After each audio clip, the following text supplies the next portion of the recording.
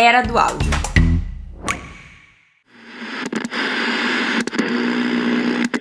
E aí eu vou aprendendo esse universo e tentando me preocupar. Os meus recursos são limitados? Sim. Eu vou conseguir resolver a mídia do Brasil todo? Não. Mas dentro do meu podcast, o que dá pra me fazer diferente? Se eu não posso fazer tudo, o que eu posso fazer?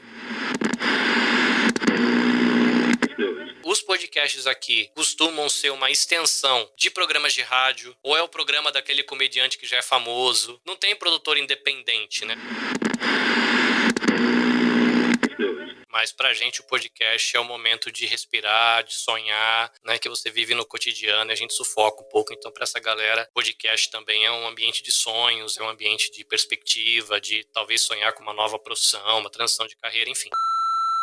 Hoje a gente viaja para o outro lado do mundo. O meu convidado é o Carlinhos Villaronga. O Carlinhos mora no Japão desde 2003, na província de Shizuoka, e foi lá que ele começou a produtora Nabecast Podcasts e Multimídia. Ele também apresenta o Você Também Podcast e é produtor e co-host em diversos outros projetos, incluindo também a parte de podcasts e acessibilidade, sobre a qual a gente vai conhecer um pouco mais hoje. Então, Carlinhos, um prazer te ter aqui e muito bem-vindo. Olá, a coisa mais legal é você saber que você tá chegando naquele podcast que você ouve. É uma coisa meio Inception, assim, né? Fala, caramba, né? Eu estava ali ouvindo, inclusive hoje, durante o dia, e hoje a gente tá gravando. Então, honra, obrigado pelo convite. Espero corresponder às expectativas aí dos seus ouvintes. Tô muito animada pra esse papo. E eu já quero começar falando, bom, evidentemente falaremos sobre ti, falaremos sobre o teu trabalho. E uma coisa que me chama a atenção muito positivamente, Carlinhos, é que quando tu tem uma sensibilidade ao falar nas tuas intervenções, a apresentar os podcasts do qual tu participa, e tu faz um trabalho descritivo que eu acho bacana, né? Tu te descreve, né? Tu descreve-te a ti mesmo, ao ambiente ao teu redor, e recentemente tu também lançou alguns episódios, né, de Visite o Japão com os Ouvidos. Então eu gostaria de saber como começou o teu interesse pelo mundo da acessibilidade, de tornar os teus conteúdos mais acessíveis para as pessoas. Essa jornada ela começa com podcast, mas com um podcast que ele já foi descontinuado. É um podcast que ele tratava de espiritualidade cristã, né? Porque eu sou formado nessa área, né? Do pensamento, teologia, essas coisitas. E eu entrevistei um casal muito querido, que eu sempre cito eles quando eu posso, que é João Pires e a Itaici Pires. É um professor de física e uma artista plástica. O detalhe é que eles têm um filho mais velho, e esse filho mais velho, ele nasceu com prematuridade extrema. Essa história toda eu descobri ouvindo o podcast deles. Eles têm uma ONG que chama Inclusão Criativa. E eu convidei eles para bater um papo, para entender como é que eles relacionavam isso, né? Porque é uma crise, né? Você imaginar uma pessoa que tem uma visão de que existe um Deus, de que esse Deus é bom, e você tem um filho com várias deficiências, porque ele tem deficiência cognitiva, deficiência motora, deficiência visual, deficiência auditiva. E foi aí o contato que ganhou meu coração. Ouvi a história deles, e na época já se sabia de que as Olimpíadas seriam aqui em Tóquio, e a gente bateu um papo, ele contando a jornada deles, e ele apresentando pra mim. Eu não tenho pessoas com deficiência na minha família, no meu pai, mãe, irmãos. Eu não convivi, cadeirante aqui, uma pessoa com deficiência auditiva a colar, mas não foram pessoas com quem eu cresci junto, então não fazia parte do meu universo. E foi ali que meu coração, acho que foi ganho pra essa temática, e aí ele me incentivou, falou, cara, vai ter Olimpíada aí, tenta fazer alguma coisa, tenta se conectar com essa galera, vai lá conversar com eles. Essa galera precisa muito de apoio, até porque se você for pensar na mídia, na questão da grana, de patrocínio, as Olimpíadas recebem aquele boom, e a Paralimpíada é aquele negócio que acontece, passa um flashbackzinho aqui, uma coisa, não tem aquele apoio. Aí ele falou, cara, vai lá, tenta apoiar essa galera. E foi legal, porque aí eu tive contato com eles mesmo, infelizmente teve a pandemia, mas eu consegui contato com um pequeno grupo do atletismo, a gente tirou foto à distância, eu fui lá ver eles treinando, porque eles treinaram na minha cidade, fizeram aclimatação aqui. Então toda essa jornada começou aí. Aí que eu falei, bom, legal. E agora? Como é que funciona esse negócio aí de ter contato com essa galera que precisa ser incluído no mundo? E aí eu descobri um projeto chamado Movimento Web para Todos. E aí eles tratam disso, né? A internet é para todo mundo. Ah, legal. Mas como é que a internet chega naquele que não vê? Como é que a internet chega naquele que não ouve? Como é que você faz aquela arte bonita que o seu designer passou 35 horas trabalhando na arte e você posta a arte e a pessoa com deficiência visual não tem acesso nenhum àquilo, nenhum. Ou então você, né, no meu caso, o que mais me inquietava, né, você grava um podcast, você acha que seu conteúdo tá maravilhosamente lindo e todos os deficientes auditivos do planeta nunca vão ter acesso a isso, não interessa o quanto interessante foi o teu conteúdo, porque eles não vão ter acesso, pronto. E aí eu comecei tendo contato com essa galera do Movimento Web para Todos, lendo um blogzinho aqui, ouvindo um videozinho lá, tentando entender o que precisa ser feito e depois o que eu dava conta de fazer, né? Porque todo produtor de podcast independente, imagino que você também é assim, a gente depende ou da grana que tá do nosso bolso ou dos nossos queridos e amados apoiadores, como, né, a Era do Áudio tem os seus apoiadores importantíssimos para a produção do A Era do Áudio. Se essa galera não investe, ou a gente não investe, nem editor a gente não paga designer, não paga hospedagem, não paga nada. Quanto mais você tirar uma grana do bolso para outras coisas, né? A gente rala para conseguir manter o negócio rodando. Depois rala um pouquinho para conseguir pagar alguém para editar. Como é que a gente vai pensar em site acessível, em transcrição que gasta grana, ou uma profissão que demanda muito estudo, que é a questão do intérprete de Libras, né? Ele estuda muito para ser habilitado para fazer isso. Lógico, né? Se ele estudou muito para ser habilitado para fazer isso, ele precisa receber uma remuneração que seja justa para aquilo que ele está fazendo. E aí acontece o probleminha, né? A gente não tem a grana para isso. Então aí foi aí que eu comecei o meu movimento de tentar. Falei, beleza, eu não posso resolver tudo. O que dá para mim fazer com o que eu tenho? Tem alguma coisa que dá para mim fazer com custo zero? Aí tinha alguma coisa que dava para mim fazer com custo zero, né? Aí a primeira coisa que eu descobri é de que eu poderia fazer, por exemplo, descrição das imagens nas postagens do Instagram. Sei como é que faz descrição da imagem direito? Não. Eu convidei uma pessoa lá do Movimento Web para Todos para gravar um episódio. Perguntei, explica para mim como é que eu pego esse negócio chamado imagem e eu crio essa imagem pelos ouvidos. Aí ela me explicou, né? Fica aqui a dica. Não se atente tanto aos detalhes, né? Porque a gente que enxerga, a gente vai tentar descrever tudo. E a gente precisa dar a informação que é extremamente essencial. Por exemplo, a gente tá gravando aqui pra galera saber, né? Eu sou um homem branco, eu sou magro, tenho barba, cabelo e bigode raspados com máquina, olhos verdes, eu tô usando um óculos plástico de armação retangular, tô com fone de ouvido de estúdio, no primeiro plano eu tô com microfone de estúdio, ao fundo uma parede branca com alguns quadrinhos coloridos. Se eu começar, eu estou com 7 quadrinhos, o da esquerda superior, é tanta informação que o ouvinte vai se perder. Mas aqui ele consegue criar uma imagem mental. Aí às vezes você vai fazer uma imagenzinha por exemplo, a Era do Áudio tem aqui o logotipo, né? Você vai colocar lá no Instagram, né? Por exemplo, card quadrado, fundo em tom vermelho, em letras brancas, a Era do Áudio. Do lado esquerdo, foto de Ananda Garcia, mulher branca, de cabelos castanhos passando do ombro, cabelos lisos, ondulados, aí você descreve, está com uma camiseta, papá. São pequenos detalhes que vão ajudar a pessoa a ter essa informação. E aí eu comecei a colocar lá, né, descrição da imagem, aí você coloca uma hashtag lá para cego ver, a outra hashtag para todos verem,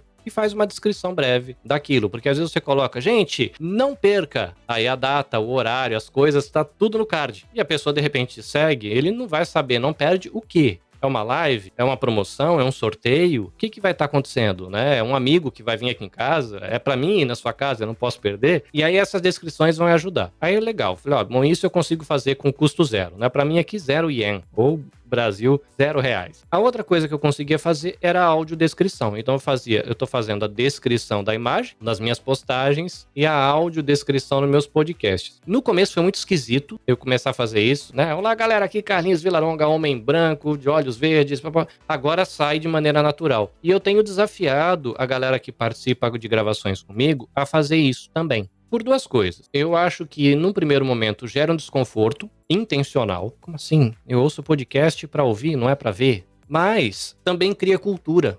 Porque essa pessoa fala assim, poxa, audiodescrição. E a gente acha uma besteira. E sabe, Ananda, eu tenho feito algumas lives, porque eu transmito a gravação do meu podcast. Então, os bastidores, ele vai para uma live no YouTube. E eu começo com isso. E não foi uma única vez, foram algumas vezes que eu tô lá fazendo a live e entra alguém e fala assim, cara, eu quero te agradecer pela audiodescrição, porque eu sou deficiente visual e a galera não faz isso. Obrigado por ter feito. A gente acha que a gente faz e ninguém tá ouvindo, né? Mas já teve 2, 3 vezes que aconteceu isso, de eu ter um contato com alguém, assim, esporádico. Então vale a pena, né? Não vai ter custo nenhum. E torna um pouquinho mais amigável, né? A sua postagem fica um pouquinho mais acessível, é um movimento pequenininho? Mas você tá lá construindo cultura. Existe, né, no Instagram, no Twitter, aquela questão onde você pode escrever aquele texto alternativo, mas ele fica oculto. Só uma pergunta, esse texto, ele fica antes de fazer a postagem, ali na parte de descrição, Carlinhos, onde é que fica exatamente? Normalmente, a prática que eu uso, eu faço a minha postagem me comunicando com a galera que é vidente, e logo depois eu coloco descrição da imagem, e ali eu escrevo de novo, às vezes o que eu preciso, a informação que falta, alguma informação, que aí a pessoa que é deficiente visual, ela vai ter acesso àquela informação que a gente escreveu primeiro, e a gente acrescenta o que a pessoa que está tendo contato visual está podendo assimilar na descrição da imagem. Para mim, eu uso logo depois do meu textinho normal. Então eu coloco o textinho, aí escrevo bem grande em letrinhas garrafais, descrição da imagem. Tem um lugar lá no Twitter e no Instagram que é esse texto alternativo, que é justamente para você escrever. Porque, sei lá, eu não sei quantos caracteres cabe num tweet ou quanto cabe no Instagram. É bastante, mas não é tão bastante. E às vezes você escrever um textão e você vai colocar a descrição da imagem, não cabe. Então tem um lugar que você coloca texto alternativo e isso vai te dar mais 1000 e não sei quantos caracteres para você fazer a descrição. Só que o que é legal de você colocar na sua postagem? O legal é que você incomoda o vidente, porque o vidente ele vai ler e vai chamar a atenção. Eu costumo colocar em letras, não sei como é que fala isso, tudo letra maiúscula, para chamar a atenção. E aí a pessoa acaba lendo e chama a atenção. Aí fica mais ou menos, para mim, né, sempre fica essa questão do incômodo e do gerar cultura.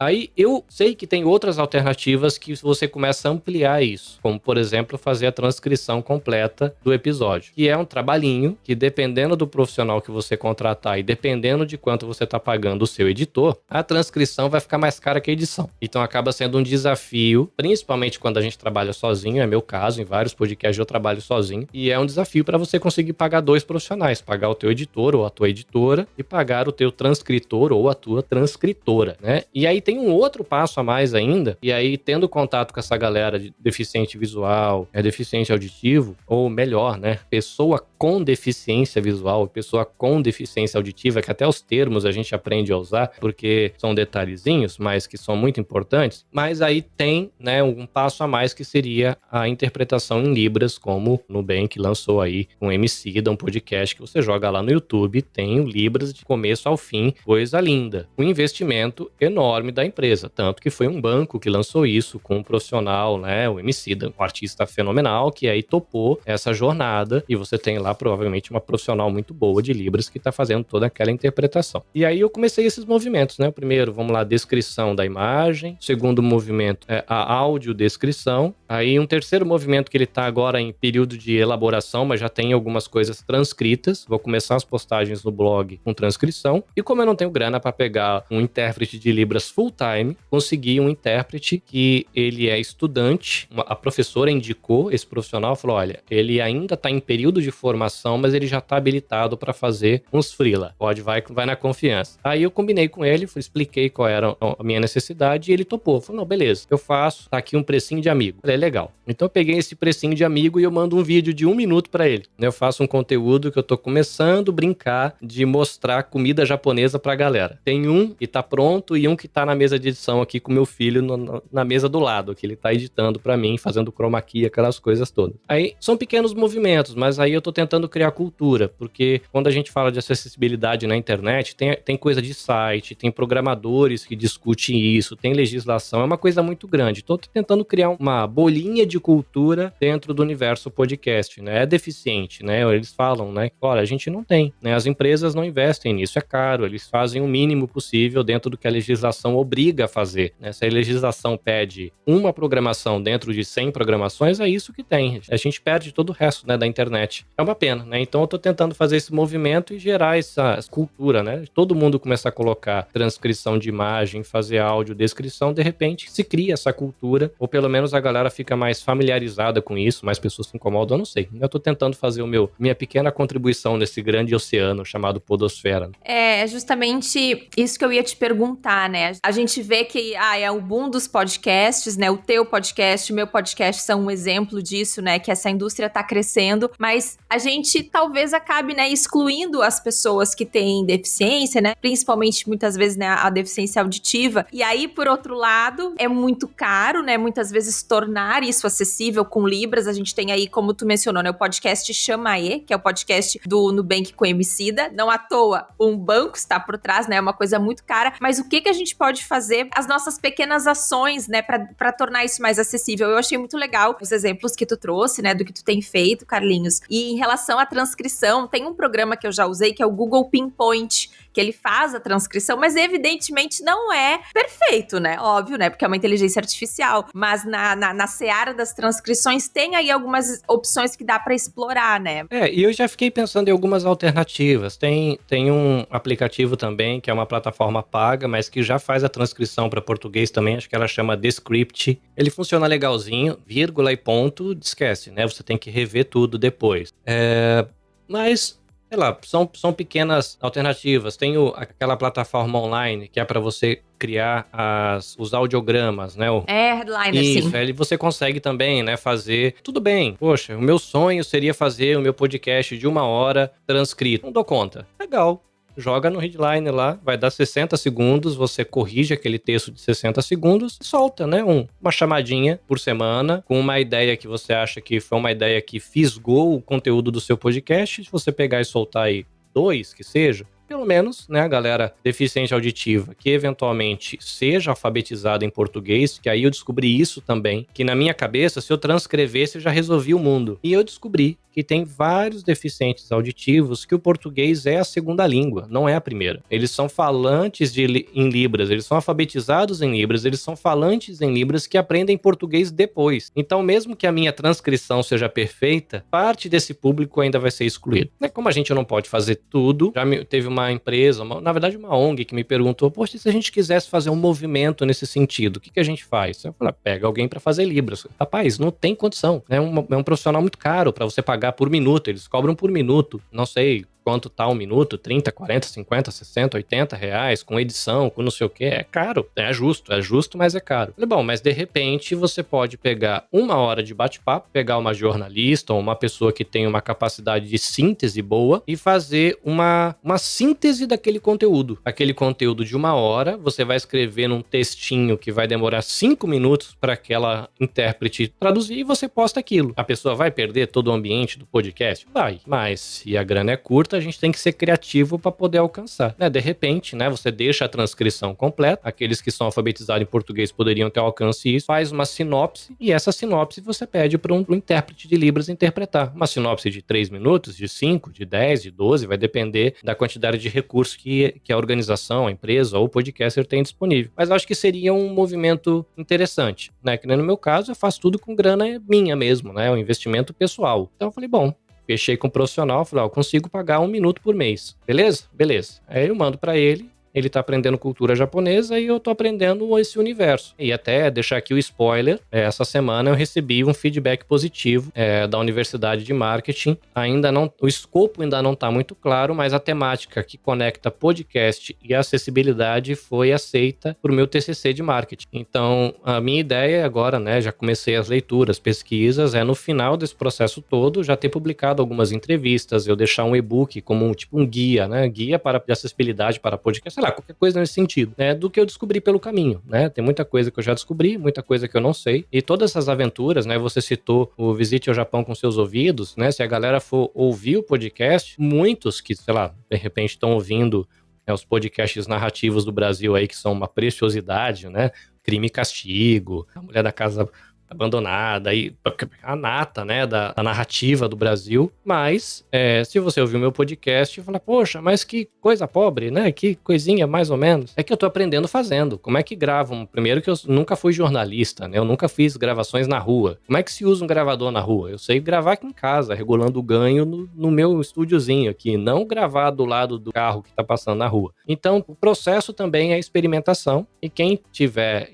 encarando essa jornada, né, eu tenho um pequeno uma pequena comunidade de deficientes visuais que estão comigo, e eles dão feedback, eu converso com eles, tem um grupo no WhatsApp, a gente troca ideia, e eles falam, poxa, que legal, você fez isso, isso aqui foi informação demais, ou aquilo ali foi informação de menos, olha, você não citou aquilo. E eles estão me educando, eu falo pra eles, aqui é uma troca, gente, eu vou mostrar o Japão pra vocês, porque não dá pra mim fazer isso pelo Instagram, por isso o visite o Japão com seus ouvidos, né? Eu vou mostrar esse Japão pra vocês e vocês me educam, porque eu vou fazer um monte de bobagem. E o que eu espero que nessa jornada, a galera que faz podcast, olhe pra essa jornada e veja tudo que eu fiz de certo e errado e tenha ali pelo menos um caminho. Falar, tem um maluco lá do outro lado do mundo que também tem pouco dinheiro igual eu pra investir nesse projeto. O que será que ele fez pra resolver isso? E a pessoa vai lá ouvir, vai descobrir o que eu fiz, vai pegar, mandar um Twitter pra mim, um Zap, e a gente vai trocar ideia. Então é um pouquinho disso, né?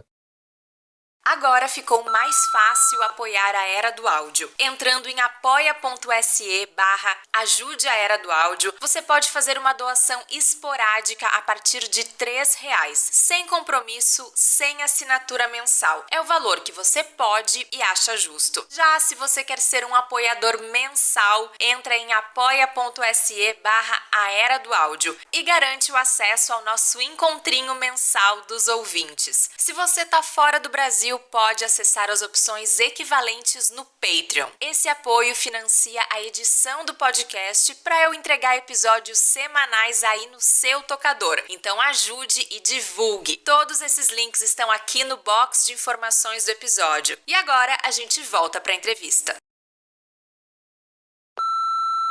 E isso é, de fato, uma jornada de aprendizado também, né? E tem várias pessoas que te ajudam pelo caminho, né? E que te educam nessa área de acessibilidade. Inclusive, eu escutei uma entrevista contigo em que tu entrevistou o Jean Peterson. Gostaria que tu falasse um pouco sobre essa conversa, né? E sobre como também ele te dá uma luz nesse caminho, porque, de fato, é delicado a gente falar, né? Sem ter esse lugar de fala, de ser uma pessoa com alguma deficiência. Mas, ao mesmo tempo, é interessante poder conectar, né? Tu tem a expertise do podcast, então como que tu pode trabalhar, né, a serviço das pessoas que têm uma deficiência? Então, o Jean, ele me encontrou por conta de uma entrevista, um episódio que eu gravei com um podcast chamado Irmãos.com. Até que fica aqui o spoilerzinho, que é o podcast ativo mais antigo do Brasil. Inclusive, o último episódio do Você Também Podcast, uma entrevista com ele, falando de como manter tanto tempo, né, de podcastagem, sem perder a motivação pra seguir. E aí ele falou, cara, te ouvi lá falando que você mora no Japão, poxa, que legal, um país que eu tinha vontade de conhecer, não sei o quê, papapá. Legal, né? O que você faz da vida? Fala, eu faço podcast, faço rádio.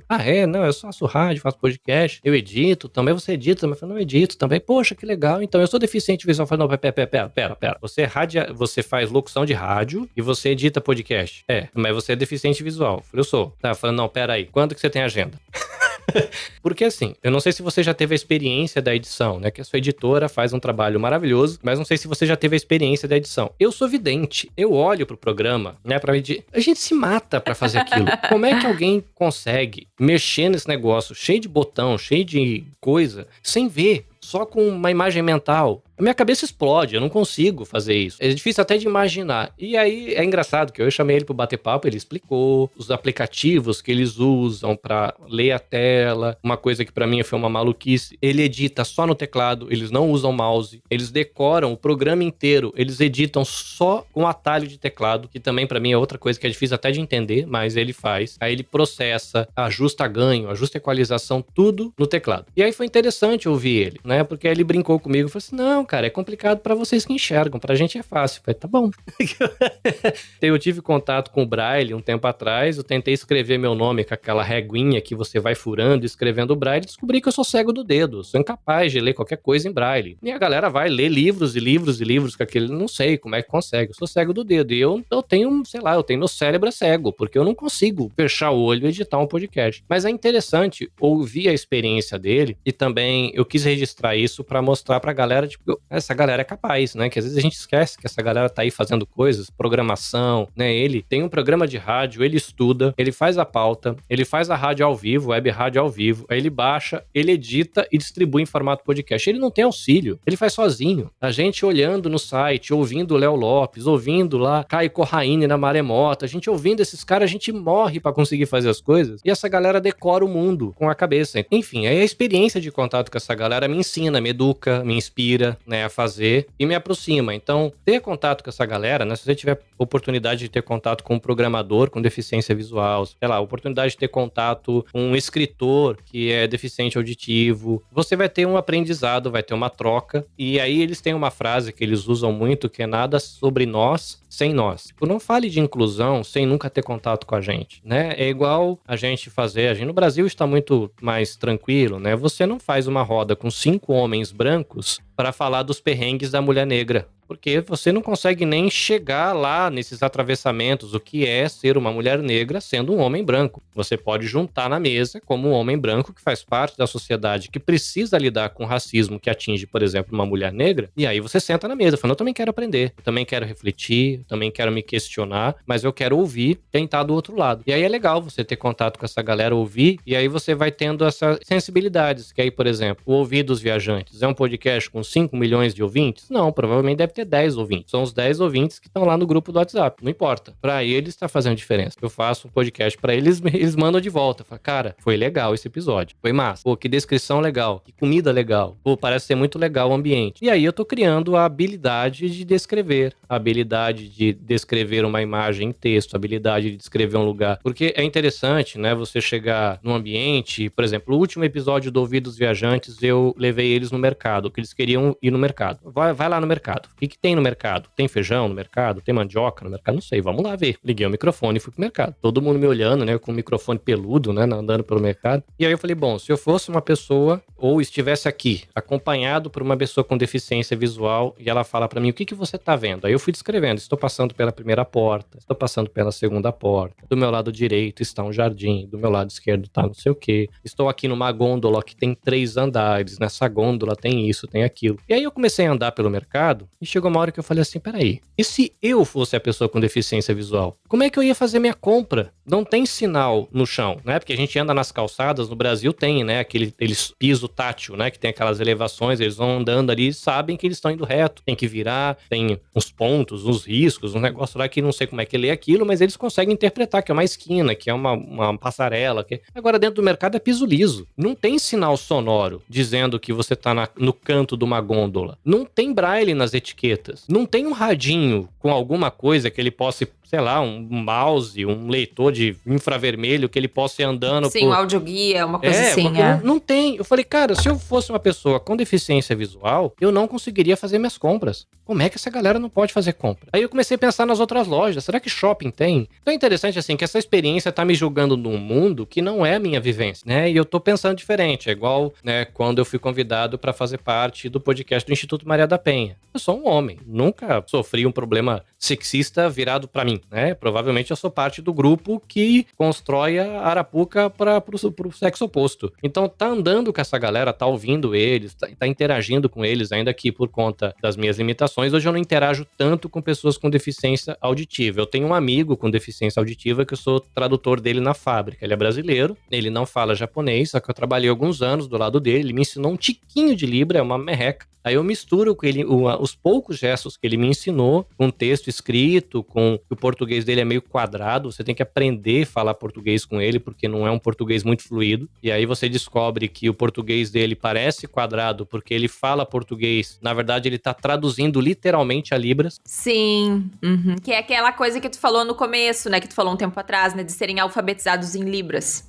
Aí ele vai mandar pra você um aviso, ele vai colocar assim... Eu ir, escola filha, hoje noite. Eu vou na escola da minha... Não tem essas partículas no meio. Então, até você acostumar com isso, que não existe fui, não existe vou. É tudo ir. Eu ir ontem, eu ir hoje, eu ir amanhã. Aí você acostuma, né, com esse português. Aí com esse contato com ele, eu acabo aprendendo algumas coisas sobre esse universo da pessoa com deficiência auditiva. Com esse contato com a galera que tá lá no WhatsApp do Ouvidos Viajantes, e tem alguns ali que são pessoas com deficiência visual, eles me educam. E aí eu vou aprendendo esse universo e tentando me preocupar. Eu sou um pequeno empreendedor, minúsculo empreendedor? Sim. Os meus recursos são limitados? Sim. Eu vou conseguir resolver a mídia do Brasil todo? Não. Mas dentro do meu podcast, o que dá pra me fazer diferente? frente? Se eu não posso fazer tudo, o que eu posso fazer? E aí essa pergunta que eu me faço, né? Toda vez que eu posto alguma coisa, agora já me dói a consciência. Quando eu não coloco, caramba, eu entro lá e coloco descrição do vídeo. É um vídeo que tem tal cor, tem tal pessoa, tem tal... E aí eu me eduquei. E aí pra mim tá ficando natural. Foram meses de um negócio muito esquisito pra mim, mas que tá ficando mais natural. E felizmente o mercado de podcast tá amadurecendo, né? A gente ouve muito, né? A galera falando, olha, a gente tá construindo esse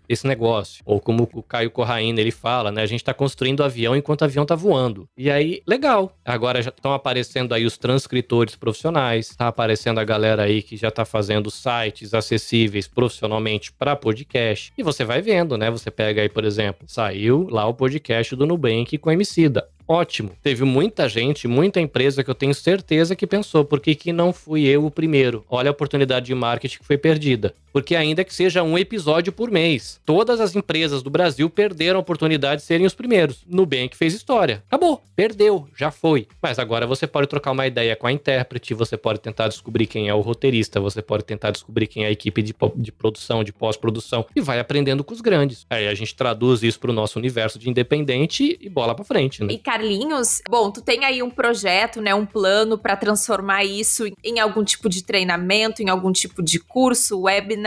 Me conta mais sobre os teus planos em transformar esse conhecimento em algo que possa ser acessado com mais facilidade pelos podosféricos aí do setor. Muito bem. Se a galera começar a caçar nos podcasts que eu produzo, né, que eu já fiz, você vai acabar trombando ali num bate-papo com o intérprete de Libras, né, você vai conseguir conferir lá a entrevista com o Jean, tá meio esparramado em vários podcasts. Já conversei com uma pessoa lá do Movimento Web para Todos, que foi que me ensinou muita coisa, ela que me ensinou a fazer a descrição da imagem, aí eu adotei depois desse bate-papo com ela. Mas eu tô num diálogo de novo com essa profissional, tentando criar através dela uma ponte com o pessoal do Movimento Web para Todos, pra gente fazer, aqui fica aí, né, tcharandiana, informação privilegiada pra era do áudio, pra gente fazer um webinar ou uma live de talvez uns 90 minutos, uma coisa um pouco mais recheada, falando de acessibilidade na internet, mas dialogando com a galera dos podcasts. Inclusive, quem, né, procurar aí Movimento Web para Todos, nas postagens do blog deles, já tem algumas dicas para quando um podcaster vai lançar um podcast, ou quando você quer ter uma inclinação, um movimento, né, para essa questão da acessibilidade, que coisas que você pode fazer. E ali tem algumas dicas. Mas eu penso em fazer agora, no início agora desse segundo semestre, mais para talvez de agosto para setembro, esse bate-papo, se eu conseguir agenda com a galera, se der tudo certinho, para já ter um conteúdo. Mas aí eu tenho 1 ano de pesquisa pro meu TCC, né, que eu passei lá com o meu TCC, dialogar sobre isso, vou estudar sobre isso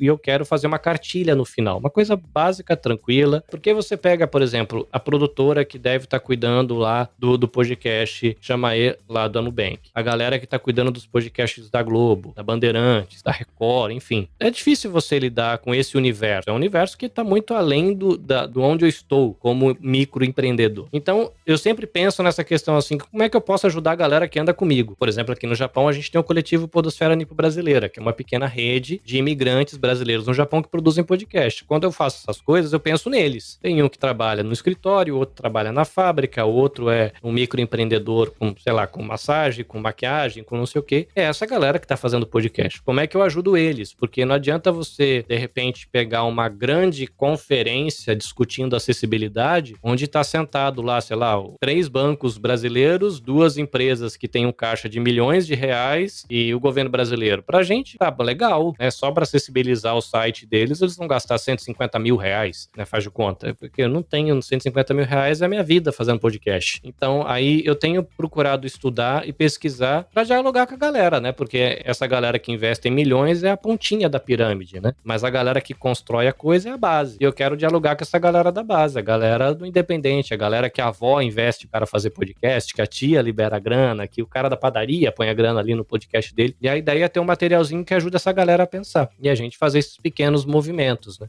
Já fica também aqui a sugestão, se alguma marca se interessa em apoiar algum projeto na área de acessibilidade, né, do nosso querido Carlinhos Villaronga, né, Carlinhos, já... A gente está aceitando, né, como o pessoal fala, né, você pode fazer um apoio com o valor que você acha justo, aprendi isso com uma podcaster que eu conheço, né, o valor esporádico que você acha justo, mas quem quiser apoiar com um montão todo mês também a gente aceita, não tem problema, né, a gente tá de coração aberto, né, Amanda, quem quiser mandar aí, falar assim, olha, você quiser fazer aquela colaboração esporádica, aquele apoio esporádico aqui na Era do Áudio, nós aceitamos, mas se você quiser abrir a sua carteira, colocar o seu 13º aqui no nosso projeto, nós agradecemos de coração aberto. Eu tô interrompendo a entrevista bem rapidinho para te fazer um pedido muito importante. Se você tá gostando da Era do Áudio, vá ao seu tocador de podcast favorito e siga ou assine esse podcast. Essas coisas como deixar seu follow, deixar seu review são muito importantes. Assim, os aplicativos de podcast mostram esse programa para mais pessoas. Por exemplo, se você tá ouvindo pelo Spotify, além de seguir, também pode deixar umas estrelinhas lá pra gente. Obrigada por ajudar esse podcast a crescer. Carlinhos, vamos falar um pouco agora do teu projeto com a tua produtora, a Nabcast. Conta mais como é trabalhar com produção de podcasts no Japão, como é empreender nessa área no Japão. Vamos conversar um pouco sobre isso. Bora lá. Bom, a Nabcast, ela nasceu, vou chamar assim, de meio por acaso. Porque a minha jornada com podcast, ela nasceu não pra mim ser um produtor, no sentido assim, eu quero abrir uma produtora. Não, eu fiz um curso. Eu terminei esse curso e durante esse curso teve uma galera, alguns amigos que me pagavam bolsa pra mim estudar. Então parte do meu curso foi pago por esses meus amigos. Falei, beleza. Então se eles me ajudaram a estudar, falei, não, esse moleque tem tempo, tem coragem, é ruim da cabeça, quer estudar, trabalhar o dia inteiro, estudar à noite, vai meu filho, a gente vai dar até dinheiro pra você. Quer ir, vai. Estudei. Quando eu terminei de estudar, essa galera quer estudar, mas não tinha tempo. Falei, gente, então vamos fazer o seguinte, vamos de vez em quando pegar um biscoito e um café, a gente senta e eu divido com vocês o que eu aprendi estudando? Fechou. E aí eu mandava um áudio de telefone mesmo, gravava assim no carro, andando pela rua, uma introdução para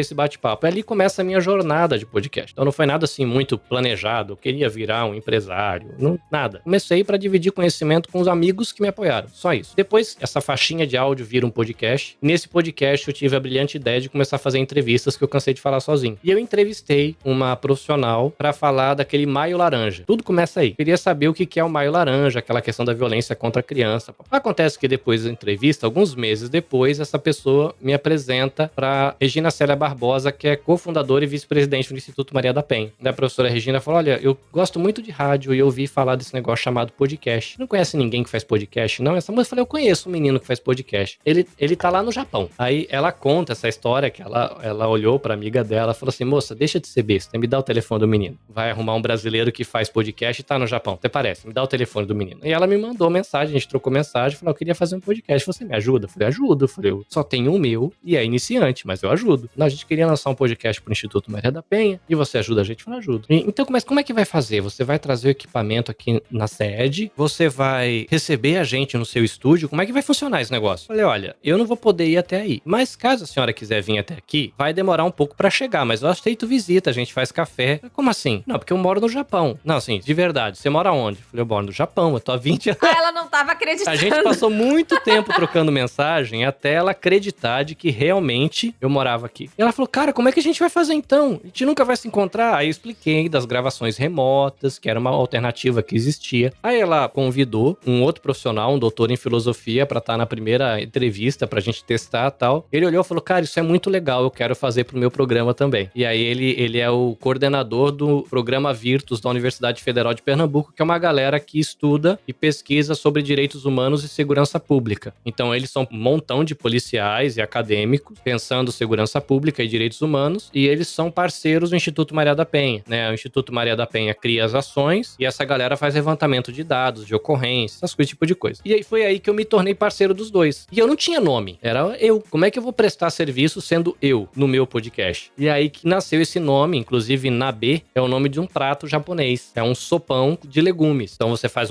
tipo um caldo de galinha, bem ralinho, bem temperado, e você coloca selga, coloca carne, você coloca cogumelo, enche um panelão desse tamanho com isso, põe uma tampa, dá uma refogada rapidinha, só pra dar aquela amolecida nas verduras e tal, tira, serve todo mundo e já coloca uma outra rodada. Então aqui fica um fogareiro na mesa com esse panelão no meio. Quando você vai comer com galera, você, por exemplo, a Nanda vai trazer a carne, eu vou levar os cogumelos, o outro vai trazer a selga, o outro vai trazer a sopa. Qual que é a ideia? Aqui a gente vai sentar pra compartilhar. Todo mundo vai colocar aqui nesse tacho o que trouxe, Deus e a gente vai desfrutar disso e todo mundo vai embora feliz de barriguinha cheia. E eu trouxe esse conceito para a Nabecast, de ser uma iniciativa onde as pessoas possam chegar, compartilhar, trazendo o que elas têm de bom e compartilhando. Tanto que eu brinco, né, que a Nabecast, né, a visão, a meta, sei lá como é que a gente pode falar, é conectar pessoas, desenvolver amizade, construir parceria e aí você compartilha a vida através de podcast, porque morte já tem muito no mundo, né? Tem violência doméstica, tem pancadaria, tem guerra, não precisa. Vamos, né? Galera que incentivar a galera a estudar, incentivar a galera a melhorar os relacionamentos, sei lá, ser mais inclusivo, ser mais respeitoso com o outro, enfim, não sei. E aí que começa a minha jornada de prestador de serviço, além de produzir o meu podcast pessoal, de prestar serviço, né? Eu faço meu serviço aí freelancer, eu tenho essa parceria fixa com o Instituto Maria da Penha, que inclusive estamos com uma nova equipe, a gente vai agora lançar em breve o episódio com a equipe nova. Tem o programa Virtus da Universidade Federal de Pernambuco, então eu tenho sempre conectado com essa questão de direitos humanos e educação, acabou virando um nicho onde eu tô trabalhando. Por mais que eu tento escorregar pra cá e pra lá, a galera que me procura, eu tenho parceria com uma escola profissionalizante do litoral de São Paulo, que também tem a ver com educação, então eu tô transitando nesse mundo como freelancer por enquanto. Qual que é o meu desafio e o desafio dos editores aqui do Japão? E eu sei que é o desafio de quem trabalha na Europa. Quando você trabalha online na Europa, fornecendo serviço pro Brasil, porque você vive em euro na Europa, recebendo em reais. E a gente vive em iene, recebendo em reais. Então é um desafio. É porque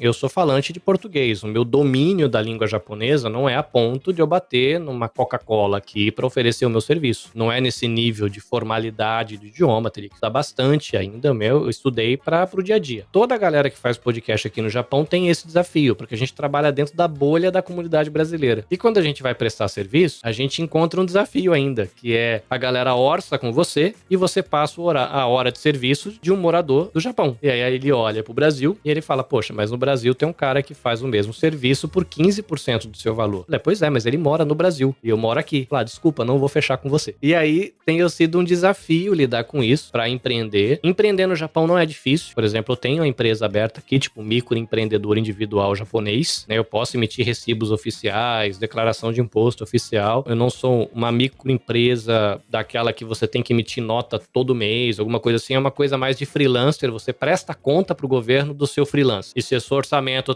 eu faço isso também. Se o seu orçamento ultrapassar um tanto, aí você tem que abrir uma empresa mais formal, fazer caixa, contratar contador. Por enquanto eu tô nesse nível, assim. E a galera que faz freelancer aqui no Japão costuma ir por esse caminho. O podcast no Japão existe. É bem menos gente que ouve do que no Brasil. Bem menos gente. Sei lá, tem 2% da população que ouve podcast. É uma galera, por uma pesquisa que eu vi, que uma empresa de marketing e propaganda fez aqui recentemente. É uma galera de 20 a 30 anos que ouve. Galera que tá mais conectada no universo do business, que acho que já lê coisa em inglês, tem uma cabeça mais aberta. Os podcasts aqui costumam ser uma extensão de programas de rádio, ou é o programa daquele comediante que já é famoso, ou é o programa daquela apresentadora de televisão que já é famosa. Tem um podcast aqui e acolá? Tem, mas se você pega lá no ranking dos top 10, não tem produtor independente, né? Assim, é mais cara que já tá na TV, a pessoa que já tá na rádio, a pessoa que já é o que eles chamam de idol, né? A pessoa que já é o cantor, já é o artista de novela, já é mais essa galera. Então, assim, tem um mercado muito grande que um brasileiro habilitado para falar o idioma poderia se embrenhar ali. O que eu tô fazendo agora na Nabecast é um movimento de ter o meu site em vários idiomas. Então, eu já coloquei ele em inglês, eu vou colocar ele em espanhol e em japonês. Aí trata, né, tudo por inglês ali no e-mail e dá um jeito, né? Evita de falar por telefone, faz contrato tudo por e-mail, que aí você tem a ajuda dos universitários. E aí tentar fazer esse movimento, porque o que eu tenho conseguido fazer, tem projetos que chegam pra mim e a galera fala, cara, eu não consigo pagar a tua hora, mas eu queria fechar com você. Eu falei, então tá bom. O que eu tô fazendo? Eu tô contratando editores de confiança. Eu tenho alguns editores que eu falo, ligo pro cara e falo, mano, tenho projeto assim, assim, assim. Topa andar comigo? Quanto é justo pra você? X. Beleza. Ó, eu vou fechar o contrato pela minha empresa. Vou tirar minha comissão. Você recebe o que você acha justo. Eu tiro a comissão que eu acho justa e a pessoa paga um valor que ela acha que fechou? Fechou. Aí eu tenho conseguido tocar alguns projetos assim. São poucos, até porque eu trabalho, né? Eu trabalho numa empresa de logística. Então eu entro 7 horas da manhã, saio 5 horas da tarde, venho pra casa, tenho um filho de 19 anos, um filho de 7, sou casado, então eu vivo família e depois eu venho pro meu computador, pra minha mesa aqui, pra ficar inventando moda. A gente gosta de arrumar uma sarninha pra se coçar. Mas, né, eu não posso também, como empreendedor aqui, no momento não dá pra me dar um salto maluco e falar, não, eu vou viver disso. Porque mesmo que eu conseguisse edições pra fazer o dia inteiro, essas edições não bancariam o custo de vida aqui. Então é um desafio que nós editores aqui no Japão vivemos. Não é um desafio que só eu vivo, os editores de vídeo vivem isso também. Quando a gente vai ter uma oferta de trabalho, a galera às vezes procura um profissional no Brasil, né? E você acaba ficando para trás por conta de que você não tem um preço atraente, né? O legal é que se um profissional consegue ir para o mercado japonês, diferente do mercado brasileiro, que a gente valoriza e paga mais quem pensa e paga menos quem faz, aqui obras de arte, esculturas, artesãos são extremamente bem valorizados e bem remunerados. Os valores que uma empresa ou uma iniciativa japonesa paga para você fazer um projeto de edição, de vídeo, de captura de áudio, qualquer coisa, são muito legais. Então a questão é você conseguir se aproximar dessa galera, eles acreditarem que o estrangeiro vai ser alguém confiável para eles confiarem nesse serviço, mas é uma oportunidade que eu tô tentando fazer esse movimento para me inclinar. Aí eu consigo atender esses meus parceiros brasileiros dentro do universo Brasil e encontrar um mercado que vai dar conta das demandas de viver fora do país, né? Que é o grande desafio de quem vive fora, conseguir ganhar na moeda em que você vive. Eu entendo perfeitamente o que tu fala, Carlinhos, porque eu também passo por uma situação parecida, né? Hoje, aqui em Portugal, né, para viver em euros de uma maneira um pouco mais confortável, eu presto serviços para empresas europeias. Porém, esses serviços não são podcasts, são marketing, né? Então, os meus contatos, né, de consultoria de podcast são no Brasil, mas daí a gente sofre na hora de cobrar, porque se eu for cobrar aquilo que eu acharia justo para mim, a pessoa não vai querer me contratar. Então, é um dilema, né, quando a gente mora fora e trabalha com a palavra, com a linguagem, né? Como é que a gente faz? A gente fica naquele limbo. Mas é muito interessante a tua estratégia para tentar superar isso, né? De trabalhar dessa forma com parceiros no Brasil e tal. É uma dica muito bacana. É desafiador, mas tem me aberto portas, né? Porque eu tenho conectado algumas coisas, por exemplo, conectando agora a questão da acessibilidade. A jovem que está fazendo transcrição para mim, ela não é uma profissional de transcrição. Ela é uma pessoa que tem um podcast e entrou em contato comigo para fazer uma parceria para editar. Falei, cara, será que você não teria um projeto para me confiar, para mim ver se eu consigo, né, editar igual vocês e tal? Falei, olha, eu tenho uma coisa que eu tô querendo fazer aqui. Você gosta de escrever? Eu falei, eu gosto. E eu percebi que no podcast dela tinha um roteirinho e tal. Falei, você não quer tentar fazer transcrição? Falei, como assim? Não sei nem o que é isso. Eu apresentei para ela o que era e é legal porque o pai dela é deficiente visual. Então eu falei, tá, é legal. A gente vai tentar se comunicar com pessoa que tem deficiência auditiva. Passei algumas coisas pra ela, ela correu atrás, foi atrás, e eu dei essa oportunidade pra ela. Ela tá transcrevendo pra mim. Ela tem uma jornada de aprendizado, eu vou ter uma jornada de aprendizado, mas a gente tá preparando mais uma profissional pro mercado. De repente ela pode ficar ali como um profissional que vai ganhar uma grana daqui a pouco fazendo isso, né? Ela pensou em editar, mas pode ter um mercado se abrindo na questão da transcrição. E aí tem a pessoa de Libras também no Brasil. Então é legal, porque os contratos que eu fecho no Brasil, eles não atendem aos meus investimentos aqui no Japão, mas eles estão criando o recurso que eu estou investindo nos meus projetos de acessibilidade no Brasil. Então, pelo menos eu tenho aquela sensação assim, legal, não vai ser esse projeto que vai me dar aquele microfone que eu sonho em comprar, mas é esse projeto no Brasil que está me dando recurso para pagar o intérprete de Libras, para pagar a transcritora, para pagar a hospedagem do site. E aí eu vou brincando com isso, pelo menos dá aquele senso de satisfação. É um recurso que entra, então já é legal, porque já tá algumas coisas já se sustentam, e mais ainda é um desafio, né, pra gente brincar com isso de viver em dois mundos. Não, e tu vai alimentando esse ecossistema, né, e gerando essa cultura, essa normalização, isso é super importante, né, é que nem a questão de colocar, né, as pessoas que colocam os pronomes pelos quais querem ser chamados nas suas bios de redes sociais, às vezes é um passo que pode parecer pequeno, mas ele tá contribuindo pra cultura de normalizar algo, então isso é muito, muito bacana e é super inspirador, tô saindo mais motivada dessa conversa e também fico com vontade de entrevistar pessoas também, outras pessoas que também possam contribuir com esse tema, então depois até vou te pedir alguns contatos. E bom, indo para os nossos finalmentes aqui da conversa, Carlinhos, me conta como as pessoas podem acessar os teus conteúdos, eu vou deixar os links na descrição do episódio, se quiser deixar aí algum @, falar da Podosfera Nipo Brasileira, porque tu tá sempre movimentando algum evento, alguma coisa, acho isso muito bacana, então deixa aí o teu peixe para as pessoas procurarem. Eu acho que a galera do coletivo, provavelmente eles me julgam como um maluco chato, porque eu sempre tô inventando alguma coisa, não consigo ficar parado. Eu adoro.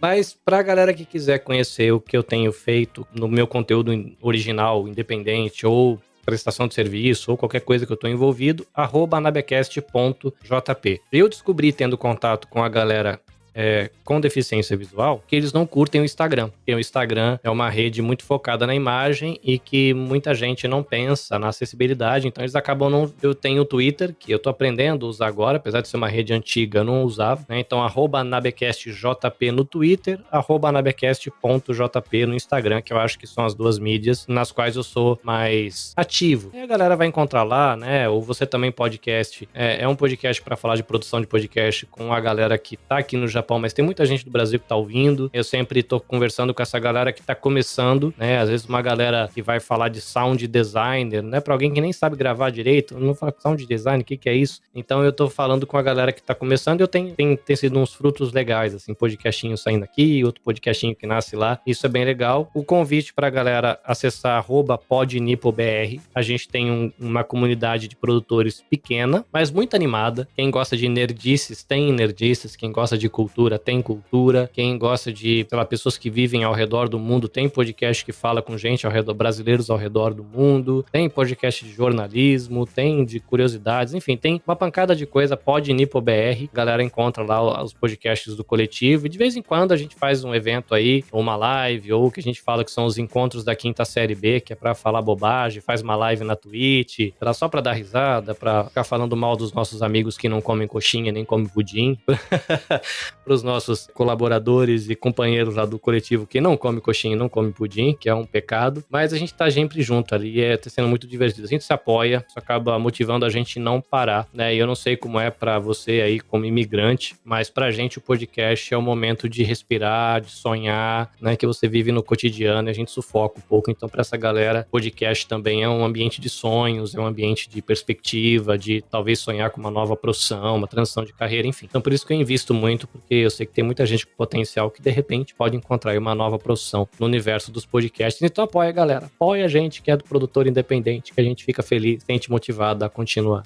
Com certeza. Muito obrigada, Carlinhos. Vou deixar tudo na descrição do episódio. E quero te agradecer mais uma vez por essa conversa. Com certeza teria muito mais coisas pra gente conversar. E eu espero que a gente grave em breve, daqui a um tempo. Fazemos uma segunda parte dessa conversa. Quero te desejar muito sucesso nos teus projetos, que são admiráveis e são muito inspiradores. Eu fico honrado, tô aqui. Eu falei pra você no começo, né? Nervosão. Estou falando com a Ananda Garcia. Até parece. Mas foi muito massa, foi legal. Eu espero que inspire as pessoas. E, gente, você tiver dúvida, tiver curiosidade, quiser saber como é que eu fiz o que eu já fiz, pode mandar mensagem, DM, Twitter, WhatsApp, Telegram. Não tenho muita frescura, não. Pode entrar em contato. Eu explico o que eu já consegui aprender até aqui, né? Não sei tudo, mas o que eu aprendi, divido de boa. É só entrar em contato lá e a gente vai crescendo junto. E o grupo de Telegram, ele é aberto, né? Ele é público, Carlinhos. As pessoas podem entrar? Pode. A galera que curte a questão da audiodescrição e de repente se identificarem com o Visite o Japão com seus ouvidos, a gente tem um grupo no WhatsApp que também tá lá na descrição do episódio, a pessoa pode entrar e dialogar com a gente, não é fechado. Tá. O do Telegram é um grupo que tá mais ali pra quem tem interesse nesse tema de produção de podcast. Então, se você gosta de cultura japonesa, tem gente que entra só porque quer conhecer a galera, os outros produtores do Japão, e entra lá e fica lá trocando ideia. Mas são esses dois ambientes, né? Um mais focado na produção de podcast e o grupo do WhatsApp é pra trocar ideia sobre a questão da audiotranscrição, da audiodescrição, do episódio, da feedback. É uma coisa mais de interação com a comunidade mesmo, uma comunidade pequenininha, mas a gente se dá muito bem. Eu aprendo bastante com ele. Beleza. Todas as dicas, então, na descrição do episódio. E eu espero que a gente se fale em breve, Carlinhos. Obrigada. Massa. Tchau, tchau. Tchau, tchau.